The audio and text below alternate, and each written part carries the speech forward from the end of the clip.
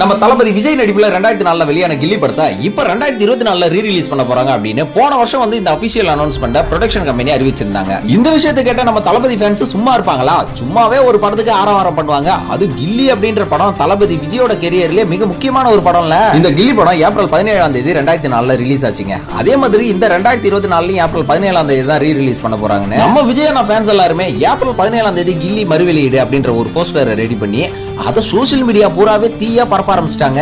இந்த விஷயத்தை கேள்விப்பட்ட அந்த படத்தோட ப்ரொடியூசர் ரத்னா என்ன சொல்லிருக்காங்கன்னா, படத்தை வந்து நாங்க மார்ச்சோட எண்ட்லயோ இல்ல ஏப்ரலோட ஃபர்ஸ்ட் வீக்லயோ தான் ரிலீஸ் பண்ணலாம்னு பிளான் பண்ணிருந்தோம். ஆனா இப்போ என்ன பண்ண போறோம்னா பிளானையே சேஞ்ச் பண்ணிட்டோம்ல.